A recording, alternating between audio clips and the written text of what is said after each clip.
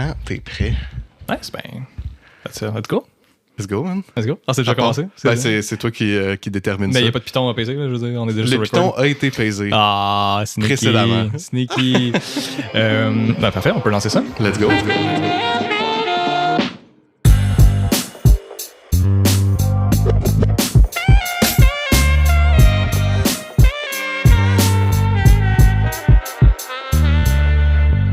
Hey, bienvenue au deuxième épisode de Rap Nerds. Merci. Podcast encore une fois avec Genetic, Olivier Martin, mon cher frère. Je m'appelle Philippe Martin.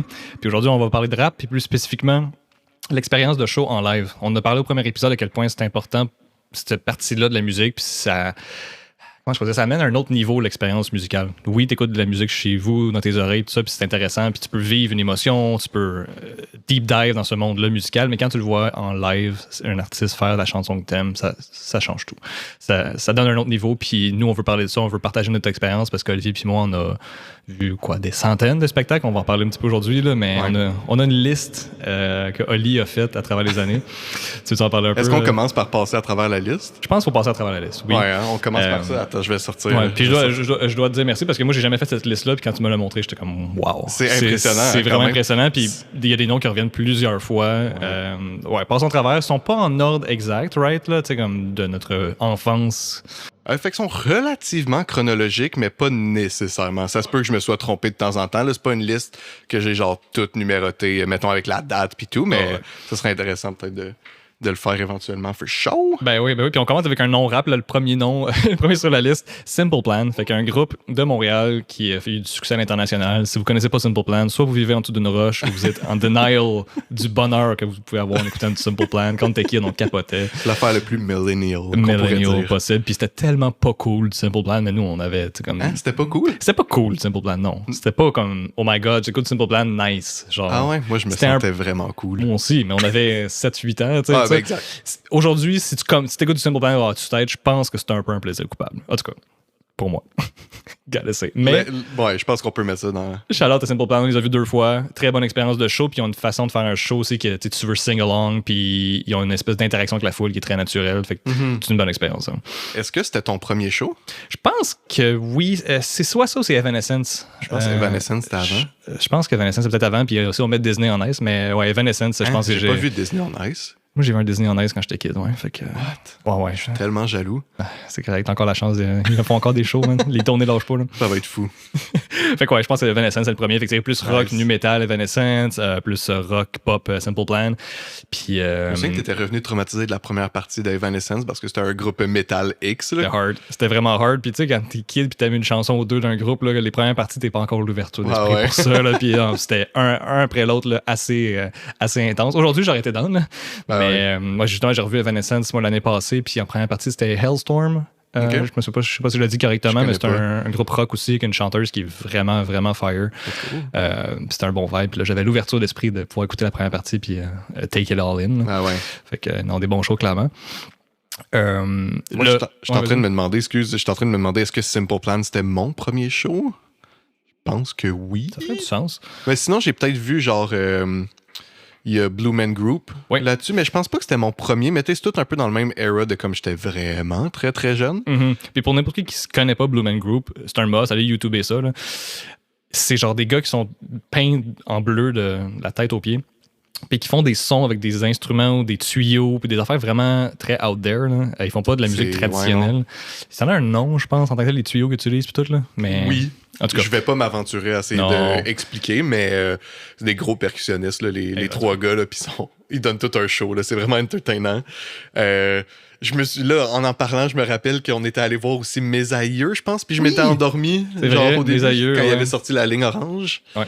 Wow. On s'éloigne un peu du rap. On s'éloigne du rap, on peut peut-être revenir. C'est les premiers shows. Exact. Mais, okay, la liste. C'est la liste, puis ces shows-là nous ont donné le goût d'aller voir plus de shows, puis quand on est tombé dans le rap plus intense, cet amour-là des spectacles a suivi. Fait que je pense que les premiers shows rap, on doit encore nommer Linkin Park-ish. Oui, si on veut mettre Linkin Park en rap. T'allais-tu avec Classified, toi? Ouais, oui, c'est sûr. Moi, j'y allais avec Classified, puis en première partie, c'était Quake Matthews. Oh oui, c'est une bonne histoire. C'est drôle parce que maintenant, je l'écoute, puis je trouve ça vraiment fire, mais à ce moment-là, je le connaissais pas du tout, puis C'est ça, mon premier show de rap. Écoute, moi, je devais avoir à peu près 10 à 12 ans, quelque chose comme ça. Même, Puis pendant la première partie, qu'est-ce qu'il chantait? Il chantait I don't need chase when I'm getting fucked up, dans le sens qu'il n'y a pas besoin d'un mixer pour get fucked up avec son alcool. Puis écoute, comme tout bon kid de 10 ans, un show, je répétais les paroles qu'il chantait. Puis lui, il trouvait ça très drôle là, que j'avais comme 10 ans puis que je chante ça. Puis fait que là, il m'avait comme spoté un peu dans le crowd, il m'avait point out, puis finalement toi puis un autre gars, vous m'aviez comme levé. Yep. Puis là, j'étais genre en train de vivre mon 2 minutes of fame right there là. Let's go. C'était incroyable, c'était tellement drôle là. C'est tellement un bon souvenir, puis je pense que ça nous a comme je sais pas, c'était un good memory to look back on. Ben oui, puis toute l'expérience alentour était malade. Puis tu sais, je me rappelle, c'était le premier show qu'on allait voir, juste toi puis moi, sans nos parents. T'sais. Fait que là, moi, j'avais une espèce de sentiment de responsabilité de bon, faut que mon frère se fasse pas fuck up dans le full ou whatever. On était au Métropolis. Big Brother shit. La bonne façon. Ouais. Fait que c'est ça, on était au Métropolis, puis j'étais comme ok, parce que c'est pas un petit venue, c'est pas énorme non plus, mais tu sais, j'avais un peu peur. Puis là, quand t'avais monté sur les épaules, j'étais comme oh shit, j'espère qu'il va pas tomber, se péter à gueule en retombant, whatever. Puis finalement, c'était correct. Puis on a eu un super beau spectacle.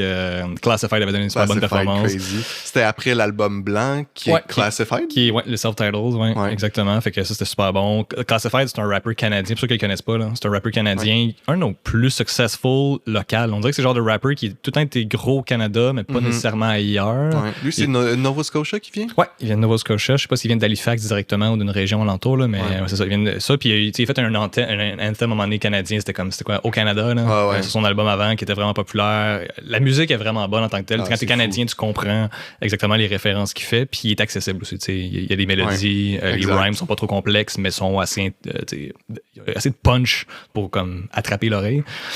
J'ai l'impression que c'est vraiment juste du real hip-hop shit. Dans le sens, c'est simple et efficace, it is what it is. Ouais. C'est tellement bon, là, pour de vrai. Ben, en tout cas, plus que je vieillis, plus qu'il y a peut-être des tunes qui sont à prendre puis à laisser, là, définitivement. Mais si vous connaissez pas, ça vaut la peine. T'as-tu un album préféré de Classified? Peut-être un à suggérer. Celui avant le self-title, c'est comment c'est... Il y a un nom un peu bizarre. Moi, c'est Handshakes and Middle Fingers. C'est exactement ça, ouais. Handshakes and Middle Fingers. Ouais, lui, c'est mon préféré avec The Hangover à la fin. Puis, ouais, exact. Tellement un bon album. C'est celui qui a le mieux vieilli, selon moi. Oui, t'as bien raison. Mais il y avait Spit, il était vraiment bon. Je me souviens d'avoir été vraiment impressionné par sa performance live, là, pour de vrai. Oh, ouais, super bon, puis on l'avait revu une couple d'années après, puis tu sais, toujours on par. Je pense que c'est un genre de MC naturel qui a tellement tour, qui est rendu bon. Fait qu'on l'a vu 2 fois. Tu l'as-tu revu une autre fois? On l'a vu ensemble, man, avec mes amis du secondaire. C'est ça, ça, je me souviens, c'était le Sunreal, la première partie. Ouais, exact. On avait pris une photo avec Classified, justement, cette fois-là. En plein ça. Ouais, c'était vraiment très, très cool aussi, mais j'ai pas revu depuis. J'aurais aimé ça, mais j'ai jamais pris la chance quand il est revenu au Québec. Là. Let's go, man. Il faut go down the list. Il faut go down the list. Ça va littéralement jamais finir. Je sais pas comment tu veux go down that list, là, mais je te laisse gérer ça. Écoute, les autres noms qui sont sur la liste, on a Future, qu'on a vu 3 fois. On est des gros fans de Future. Honnêtement, tout le monde parle des Big Three, il a raison. Là. C'est Big Four, ça devrait inclure Future, selon moi. What? Qu'est-ce que tu viens de dire? Commercialement, là, il y a eu du succès comme ça se peut pas. Il y a une influence. Tu mets Future over Denzel Curry. Il y a plus de... Pas de appeal, il y a plus d'influence. Ça fait plus longtemps qu'il fait ça aussi. J'aime mieux Denzel Curry, don't get me wrong. Mais Future, on doit son respect. Fair enough. En live, c'est une autre chose. Là. Il est pas tout le temps un super bon performer, mais les tunes sont catchy. Ouais, non, c'est ça. Là, on est à l'autre extrême de... Ça rentre dans le trap era de gens qui sont pas vraiment capables de perform. Là. Ouais. Malheureusement, en tout cas, j'ai pas vu de bonne performance de Future, malheureusement, dans le sens que c'est un vibe. Là. C'est le genre de show, c'est un vibe, mais...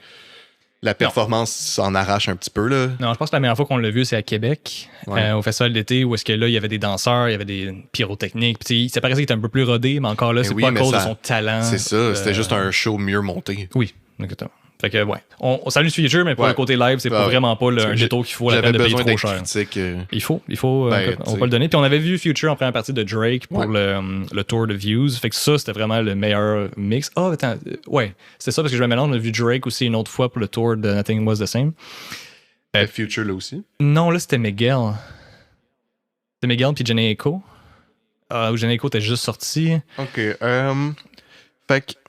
Ouf! Ah, t'as peut-être raison. Je pense que j'ai raison. La première fois, parce que genre la seule tune qu'il avait faite Future que tout le monde était hype, c'était Bugatti. Right.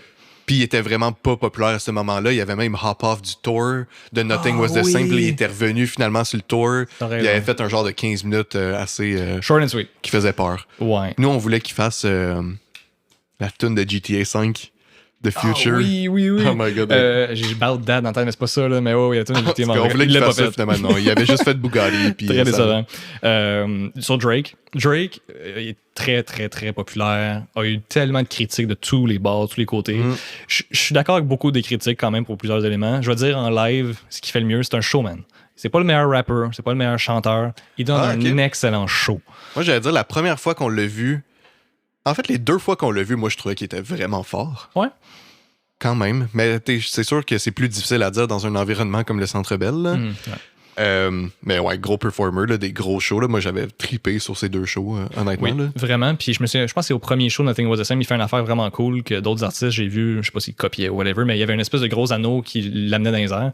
Puis il faisait juste comme un peu parler à la foule. Fait qu'il se promenait dans les airs au-dessus de la foule, puis il se disait toi avec le chandail rouge, genre à toi. Puis il connectait avec la foule. Puis ça, je pense que les artistes le font pas assez. Puis tu te sens spécial là, quand Dre regarde vers toi. Ouais, puis c'est ça. Tu sens qu'il prend le temps. Puis c'est un peu un sentiment de gratefulness de quand t'as payé cher, venez me voir, mais je prends le temps de parler à la foule. Ben, ça crée une connexion. Ouais. Ce qui est un des aspects tellement importants d'un live show, selon moi, là, si t'es capable de connecter un petit peu avec la foule, là, évidemment, parce que les gens se sont littéralement déplacés, ils ont dépensé du cash. Puis, il y a des artistes qui parlent même pas à leurs fans, genre, en tant que tel. Ça, je trouve ça tout le temps un petit peu weird. Puis, évidemment, ceux qui ont les carrières les plus persistantes dans le temps. Prolifiques ou tu sais, ça fait longtemps que ça ils font tout ça, là, naturellement. Là, fait que, bref, s'il y a des rappers qui écoutent ou des artistes quelconques, parlez avec votre foule, ils sont là, ils vous aiment. Ben oui. Si vous ne connaissez pas, apprenez à les connaître. C'est eux qui vous font vivre là, à la fin de la journée. Exact. Fait que, tu sais. Fait que c'est ça, on a parlé de Drake, on a Miguel en première partie. Un des bons shows qu'on a été voir, c'était à Toronto. On a été voir G-Eazy avec Logic, YG puis Yo Gotti. Endless Summer Tour. Exactement. G-Eazy était à son pic de popularité avec l'album When It's Dark Out. Ouais.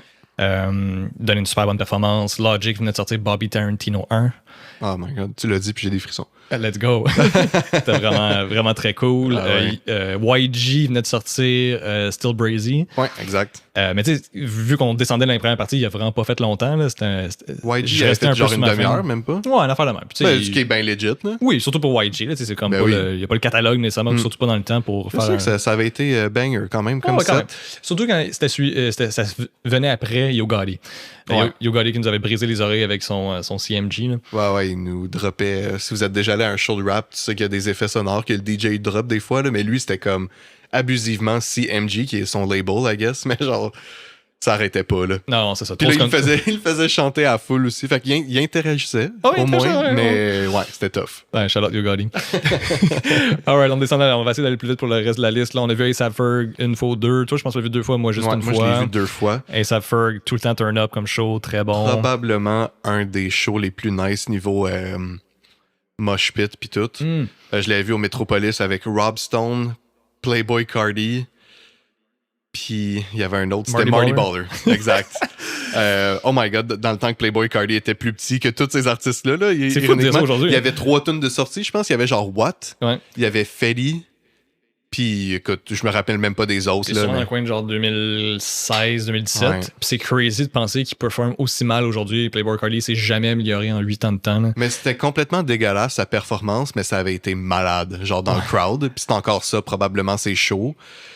Mais à ce moment-là, ça passait mieux, on dirait. Parce que comme quand t'es un spectacle en première partie puis que t'es poche puis qu'il y a un bon vibe, ben t'es comme honnêtement ça a été accompli. Ta mission est faite là. Mais quand t'es le headliner puis tu dis rien de tout ton show, ben là, j'ai plus de la misère, mais je veux pas rentrer dans une critique non plus de Playboy Cardi. On pourrait faire un autre épisode plus rage. Comme je disais au premier épisode, on va essayer d'être positif, fait que c'est ça. Charlotte et A$AP Ferg. Ouais. A$AP Ferg avait vraiment bien fait ça. Trap Lord.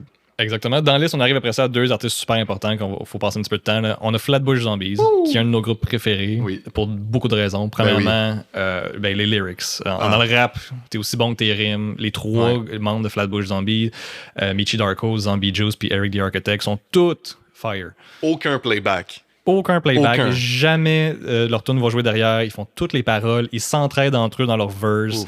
Ils ont une énergie sur scène qui est contagieuse. Ils bougent partout. Ils sautent dans la foule. À un moment donné, ils t'ont sauté dessus. C'était hilarant. Dis de même, pause. Ça sonnait wrong un peu, là. Les trois m'ont sauté dessus. C'était fait jump. Yo, pendant Ascension, la tune Ascension, Michi avait fait un backflip. Non, pas un backflip. Il avait fait un flip dans le crowd, puis personne n'avait été capable de le catch. Puis tout le crowd avait commencé à tomber en genre d'effet domino, en rond, genre, dont moi, là, qui était comme aux premières loges de tout ça. Puis en tombant, puis en essayant de retenir un peu le monde, puis tout ça, quelqu'un avait accroché ma lunette, qui avait volé. Puis j'ai juste vu ma lunette, genre, aller get crushed par genre une vague de gens qui tombaient, puis naturellement je les ai plus jamais revus ces lunettes là, puis je voyais pas grand chose pour le reste du show, mais après ça ils auront parti Smells Like Teen Spirit, puis je me souviens que c'était ça, it didn't matter. Non, c'était toute une énergie là. Je me rappelle un peu la panique de oh fuck, t'as perdu tes lunettes, mais regarde là, on vient de ramasser Michi Darko, le show repasse, Smells Like Teen Spirit embarque, c'est comme le mosh pit, le circle pit embarque. Fait que ouais, c'est ça. Ça avait été fou. Flatbush, c'est vraiment des gros performers à tous les niveaux. Ils donnent tellement un bon show que je suis comme sans mots à juste repenser à leur performance, dans le sens que tu sors énergisé. Ils interagissent avec le crowd. Ils ont un message qu'ils donnent pendant leur spectacle, ce qui est vraiment pas tous les rappers qui sont rendus à ce niveau-là. ça sonne basic, là, mais je veux dire, avoir un message, c'est tellement important. Là, pendant ton show, eux, ils répètent tout le temps à leur fin de show, open your fucking mind, là, en gros. Là, ils disent tout le temps ça. Puis, c'est un message qui est positif, qui va en ligne avec les gens qui sont là. La plupart des gens qui jugent les métalleux, les gens qui vont des mosh pits, qui aiment beaucoup le rap, ils pensent qu'on est tous agressifs, mais en tant que tel, on est juste ouvert d'esprit. Puis souvent, si tu passes ton agression à travers un spectacle où tu t'es juste amusé ou whatever, mais après ça, t'es une bonne personne peaceful en dehors. L'image que tu projettes de violence, d'agressivité n'est pas obligée de te définir. Puis il y a quelque chose de vraiment cool dans leur image qui est un gros contraste. Fait que Flatbush Jambies, on recommande. Il tourne pas beaucoup ces jours-ci, mais on a été voir Eric the Architect l'année passée en solo. Très, très bon. C'était excellent. Puis, c'est ça, on les salue. Ensuite, The Weeknd. Pour moi, The Weeknd est le greatest performer de la dernière génération. Quand tu dis greatest performer, tu veux dire en termes de comment il chante? Il chante, oui, comment il chante, la qualité du stage design, la qualité de sa présence. L'overall. Ouais, l'overall. Le choix des chansons, tout en tant que tel. Le tour, souvent les premières parties qu'il va choisir, les musiciens qui l'accompagnent. Pour moi, c'est la personne qui le fait le mieux en ce moment depuis probablement les 10 dernières années. Tu l'as vu 3 fois?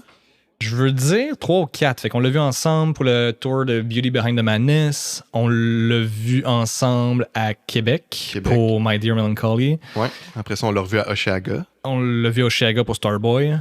Puis moi, je l'ai revu à... il y a des larmes qui se passent en ce moment. Je pleure de façon moi, concrète. je l'ai vu à Hurry Up Tomorrow. C'était vraiment... non, c'était pas bon, Phil. Ah, ok. T'aurais pas aimé ça? Non, j'aurais pas aimé ça. Une chance, j'ai manqué. Une chance, j'ai vendu mon billet. Mais ça valait la peine. Là. C'était for your newborn daughter. Exactement. Ma fille est née la veille ou 2 jours avant. Fait que je pouvais pas vraiment quitter la maison. C'était une bonne raison, Max Stargirl. Fait que moi, je vais agree avec toi. Right? Okay. Ah ouais, je sais pas si on n'avait pas besoin de agree, mais voilà. Ouais, t'es d'accord avec The Weeknd. Hein? Ouais, définitivement. Let's go. Canadien aussi, en plus. On a notre talent local. On parle de Travis Scott. Ben oui. Travis Scott a tellement eu une ascension incroyable à travers les années qu'on l'a découvert et un cancel aussi. Moi, je dirais... Ouais, autant son rise-up que son cancel à cause des live performances. Dans le sens que le live performance, c'est vraiment comme l'essence de Travis. Là. Ouais, sa musique était relativement populaire, correcte. Sur la PIF, il y avait les 2 mixtapes. Il y a eu 2 mixtapes avant l'album Rodeo, mais c'était ses performances, t'as raison. Quand les performances ont commencé à comme get un petit peu plus grandes, puis les vidéos sortaient de genre ses shows, puis tout, j'ai l'impression que ça l'a tellement aidé à sa popularité. Là, parce que c'était un des plus gros ragers sur scène, puis qui comme apportait cette espèce ambiance, là, justement, métal, mais dans un show de rap. Ouais, il est grunge, punk, il est du genre à péter des micros, puis à frapper du monde, pas frapper du monde, mais à kick off le cameraman off the stage, faut quasiment le quote. Fait que oui, il y a ce genre d'attitude-là, il fait tout le temps sauter du monde en foule, tout le temps en train d'inciter des mosh pits, puis tout ça. Puis nous, ça a été un gros attrait, on a beaucoup aimé son énergie, puis la musique qui a suivi. C'est plate que ça ait mené à quelque chose comme le Astroworld Festival, où il y a des gens qui ont été tués par either une mauvaise organisation, par lui qui a incité, on le sait pas, comme l'histoire, le type au complet. Il est arrivé des mauvaises choses. C'est vraiment triste pour les gens qui ont été affectés. Puis il a été un peu cancel sur le coup. Évidemment, il y a beaucoup de gens qui l'ont blâmé parce qu'il a continué le spectacle trop longtemps. Pour n'importe qui qui a déjà été un spectacle de cette envergure-là, je pense que c'est plus complexe que ça. Ah, clairement, là, mais ouais, je me souviens pas assez de l'histoire, honnêtement. Comme je me souviens qu'est-ce qui s'est passé puis tout, mais je me souvenais pas qu'il s'était fait cancelled à ce point-là après. Parce que c'est vraiment revenu en force, là, dans le sens que il a pas été réellement cancelled. Là. Il n'y a pas longtemps, mais il a perdu plein de sponsorships. Il a été jugé, sur la place publique, il a été jugé comme étant un peu le responsable. Parce que la rumeur voulait, encore une fois, je sais pas si c'est vrai, mais qu'il s'est fait dire à l'oreille comme quoi qu'il y avait des troubles, puis il a dit qu'on continue le spectacle. Puis c'est ultimement les troubles ont mené à la mort de plusieurs personnes. Tu vois, je me souvenais pas de ces détails. Fait que ça, le débat est là, je sais pas légalement ce qui a été prouvé ou pas, puis un documentaire, je pense, sur Netflix, ils ont fait, on peut aller l'écouter, mais comme tu as dit, il est revenu en force après ça. Sa musique puis son énergie est plus puissante, puis les gens ont continué à l'aimer pareil. Ben oui. Puis après ça, il revenait avec Utopia, puis il a fait des tours dans des stades. Ça se peut pas. Là, ces tournées-là.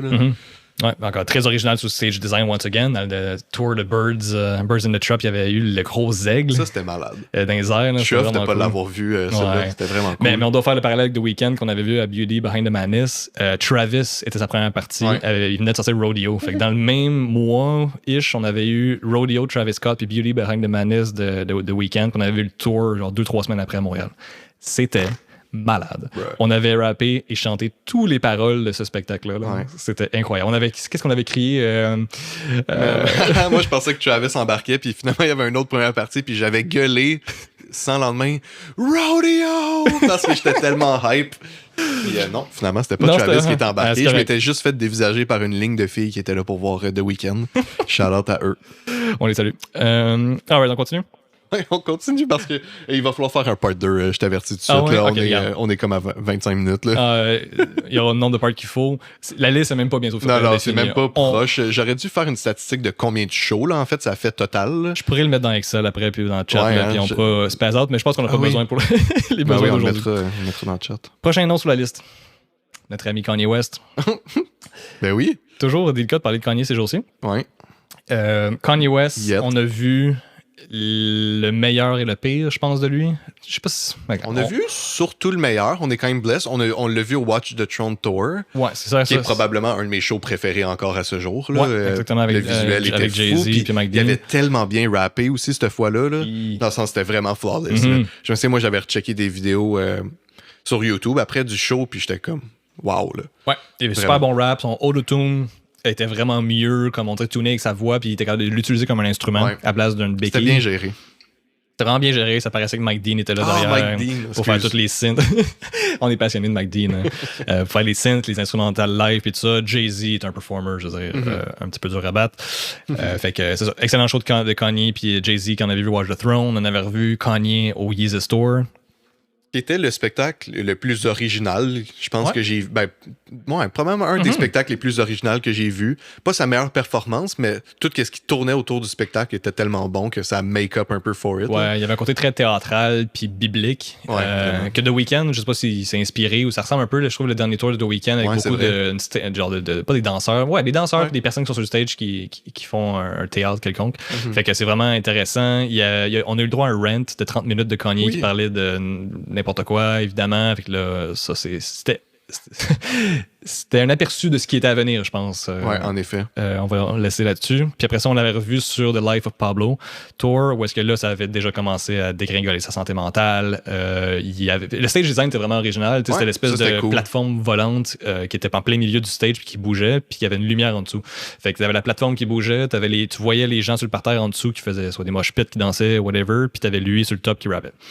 Très simple, mais lui a pas rappé ou presque. Il a refait recommencer recommencer des tunes des fois parce qu'on dirait qu'il aimait pas l'énergie, le lighting, whatever. Il a fini la performance, je pense, plus tôt parce qu'on avait checké après, puis il y avait plein de tunes qui n'avaient pas performé, qui avaient performé à d'autres villes. On était parti avec un petit goût amer cette fois-là. Oui, exactement. Puis quand tout avait fermé, le gars à côté de nous au spectacle nous avait dit... Qu'est-ce qu'il avait dit? Il nous avait dit « Mike Dean, only guy I respect in here ». Exact. Puis aujourd'hui, je comprends pourquoi il avait dit ça. Là. C'était devenu un running gag de nous autres, mais maintenant, c'est juste rendu la vérité. Exactement. Mike Dean a persisté dans le temps comme étant très professionnel puis talentueux. Kanye a malheureusement pas continué dans cette envergure-là. The Life of Pablo est un excellent album, mais après ça laisse à désirer. OK. Moi, j'ai une question pour toi avant de continuer. Est-ce qu'il y a eu une meilleure lignée de show, d'artistes pour un show que quand on a vu Kid Cudi, Big Sean puis Logic? Peut-être pas. Peut-être pas. Parce que je repense à Logic, Jay-Z, tout ça, mais non. Les festivals, ça compte pas, là, dans le sens Oshiaga, mettons, ça compte pas. Non, je pense que c'est en effet un des meilleurs one-time shows qu'on a vu. Triple kill. C'était écœurant, ça. Fait que c'était Logic dans le temps qu'il avait même pas encore... Mixtape Days. Fait qu'il avait même pas encore sorti son premier album, Under Pressure. Après ça, c'était Big Sean qui était dans l'era de Dark Sky Paradise. Puis ensuite, Kid Cudi qui venait de sortir In The Code. Ouais. C'était fou. C'était vraiment fou. Pour le blog Era Days, là. Pour 25$ le billet dans les rouges. Et on avait été upgradé dans les rouges. Là. Malade. C'était fou. C'était vraiment fou. Puis si je me rappelle, on était debout à Logic. On était les seuls qui rappaient puis qui connaissaient les paroles. Mot pour mot. Puis il y avait personne encore dans le venue. Fait que c'était écœurant, ça. Kid Cudi avait braillé sur stage. Genre tellement il donnait l'énergie. Ah ouais, c'était on avait tous vécu un moment. Oh my God. C'était tellement bon. Big Sean était tellement fort aussi. Oui. Il avait juste fait banger après banger. C'était comme simple et efficace. Mais ça me semble qu'il avait pas full interagi, mais sa musique était genre... Ouais. Puis juste Paradise. Ouais. Paradise, ça, live, là, c'est une des meilleures chansons parce que ça, le flow qu'il utilise, puis la façon qu'il le fait à cappella, à un moment donné, un certain bout de la chanson, ça guette tout le monde. Ouais. C'était vraiment bon. On aime beaucoup Big Sean. On a beaucoup de respect pour Big Sean. Ouais, exactement. Puis Big Sean a beaucoup de hate. Je comprends pourquoi certaines personnes le hate, mais je suis pas tout le temps justifié. Là. Give the guy a break. Là. Ouais, je suis d'accord. Après ça, on va... Jay-Z, on l'a revu pour le 444 Tour. Wow. C'était très bon et très mature. Toi, t'as vu Token puis Hopsin? Ok, bon, c'est ça que j'allais dire. Moi, je pense que mon honorable mention pour le meilleur performer rap, c'est Token. Il est tellement fort. Oui. C'est littéralement pas juste. Si vous avez pas écouté son dernier album, I'm Not Supposed to Be Here, c'est un must, selon moi. Probablement un de mes albums préférés de 2025. Ça, c'est du foreshadowing. Oui, j'aime ça. Mais ouais, mon honorable mention, c'est Token, moi, pour le meilleur performer. Ouais. Parce qu'il y avait rien, là, dans le sens, il y avait aucun lighting, fuck all. Là. Il est juste arrivé. Puis honnêtement, il avait un peu volé le show cette fois-là. C'était Hopsin. C'était Hopsin. Le main act. Puis Token avait tellement kill que ça en était gênant un peu après. Puis Hopsin était vraiment bon aussi, là, honnêtement. Là, mais... Ouf, ouais. Allez écouter Token, s'il vous plaît. Ouais. Là, tellement underrated, je trouve. Là. Il est genre de rapper qui rappe et tu fais l'espèce de stank face. Et genre, ouh. Ah ouais, non, c'est fou. Puis les beats, c'est tellement comme.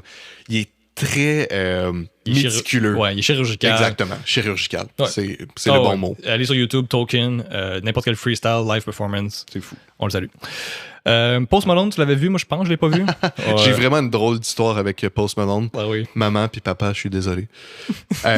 C'était un show gratuit à Mural, à Montréal. À Mural, C'est ça. C'était vraiment cool. Puis c'est ça, j'étais allé. Puis il avait lancé des cigarettes à un moment donné dans le crowd. Puis somehow, j'ai catché une de ces cigarettes. Puis c'est la seule cigarette que j'ai fumée dans ma vie. C'était celle de Post Malone. Hey, mais c'était quand même... Genre, c'est drôle parce qu'il est tellement rendu big maintenant. Mais comme c'était un show gratuit à ce moment-là. Puis il avait juste sorti son premier mixtape, là. Fait que genre... Ah ben oui, il avait même pas l'album encore. Il avait même pas encore sorti l'album. Fait qu'il y avait White Everson qui était gros. Ouais, puis, exact.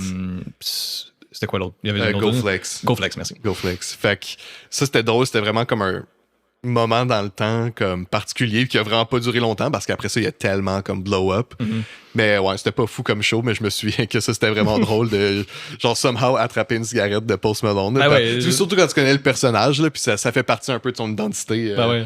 Aujourd'hui t'as relancé une botte de cowboy là, fait que, ouais c'est ça exact j'apprécie j'aime mieux la cigarette Let's go. Même Festival Mural, on a vu Jazz Cartier. Jazz Cartier, artiste torontois, excellent, très bon stage present, beaucoup d'énergie. Faut que tu parles de son jump, là. Lequel? Celui à Mural. Ouais, moi, Mural, c'est une des fois que j'étais sur le party puis que c'était pas facile. Mettons que la fin de show, puis c'était le Era 4 Locaux, OK? Il faut le mentionner. If you've been around, puis t'avais cet âge-là, les 4 Locaux nous ont aidé à boire avant le show pour pas cher. Mais après ça, le show en tant que tel était plus flou. C'est sûr. On va se le dire. Ouais, vas-y. Il avait monté sur le chapiteau, genre sur le côté, puis il avait jumpé sur... c'était quoi? Voyons, c'est quoi la toune? Talk of the Town? Non, c'était pas Talk of the Town, c'était... En tout cas, je me souviens pas, là, j'ai un blanc sur c'était quelle toune, mais il avait jumpé tellement haut, là, c'était fou, là, c'était tellement dangereux. On l'avait attrapé. On l'avait attrapé, pas moi, là, mais... je me souviens pas, j'étais où. La foule. Il y avait A$AP Nast, la première partie, cette fois-là. C'était t'as raison. C'était A$AP Nast ou A$AP 12V, je suis plus sûr, mais... Fait que ouais, gros show, j'ai revu Jazz Cartier au Festival d'été de Québec, de très bonne performance. La musique est vraiment bonne. C'est comme le Travis Scott canadien, à mon avis. Là. Puis, en tout cas, très bon Jazz Cartier. Après ça, Big Sean Kekeli, on l'a nommé. On a vu J. Cole 2 fois. On a vu J. Cole pour la tournée de... Ah oui, on a vu à 2014 Forest Hill Drive. Show qui a fait l'album de A à Z. Ouais, ça c'est incroyable. Oui, c'était parfait. C'était parfait, j'avais gagné une paire de billets d'extra, fait que j'avais amené mon ami Sam. C'était vraiment chill. Tu sais, ce show-là, à base, il était supposé avoir Big Sean. Oui. Attends, c'était qui? Il y avait Big Sean, Jeremiah, puis YG. Il y avait tout cancellé. Il y avait tous les artistes avaient cancellé, mais au moins, en plus de ceux-là, à la base, il y avait aussi Dreamville's artists comme Omen, Cause, puis Buzz. Ouais. Puis eux ont perform, très bon tout le monde. Puis dans le temps, moi, j'étais pas un fan encore de Buzz autant, mais il avait donné une super moi, c'est comme ça que j'avais découvert ces trois artistes-là de Dreamville. J'étais comme, je vais les écouter tant qu'à être. Puis c'est tellement, genre, incroyable. Le Buzz, il a tellement une belle carrière depuis. Puis c'est comme ça flotte tellement bien son affaire. Puis il est tellement un bon performer. On allait le revoir 2 fois, je pense, depuis cette fois-là. Puis incroyable. Incroyable. La performance de J. Cole était parfaite. Il était en contrôle. Il y avait le chandail du Canadien. Puis on a revu J. Cole à KOD aussi, où il y avait Young Thug en première partie, puis on avait juste kippé. On n'est pas des plus gros fans de Young Thug. Regarde, là, on n'est pas des gros fans de Playboi Carti, on n'est pas des gros fans de Young Thug. Si vous pensez que c'est des génies, tant mieux. On vous salue. Mais non. On était resté à Carlos Pass. Ouais, exact. Shit happens. It does. On arrive à une partie quand même cool. Dizzy Wright, il faut le nommer. Blog Era, aussi rapper, vraiment bon. C'était excellent comme show. Sylvan LeQ. Si vous ne connaissez pas Sylvan LeQ, on vous invite à aller écouter sa musique. Petit artiste de Floride qui rappe avec son cœur. C'est tellement bon, sa musique. Tu peux pleurer en écoutant un album de rap, là, genre investis-toi dans un album de Sylvan LeQ. Là. Exact. L'émotion est là, il est très intelligent, c'est profond, la production est super bien faite. Il y a des fois des tunes trap, des fois des tunes plus classiques, hip-hop. Puis juste un excellent spectacle qu'on avait vu à Montréal en première partie de Sabah. Puis toi, tu l'avais vu. Moi, je l'ai vu en Floride. Il avait fait un show gratuit, genre vraiment local, qui faisait tout son premier album.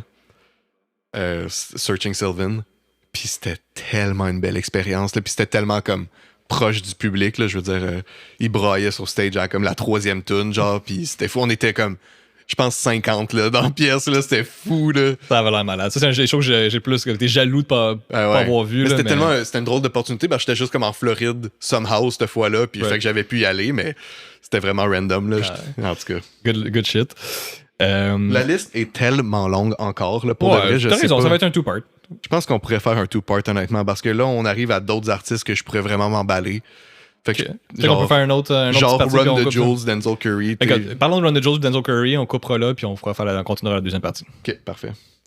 Let's do it. Ah, man.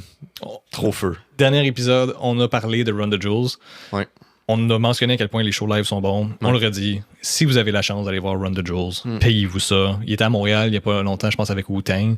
En première partie de Wu-Tang. Wow. Ouais, il avait du talent sur scène cette fois-là. J'avais pas acheté des billets parce que ça marchait pas dans mon horaire, whatever, mais un peu de regret.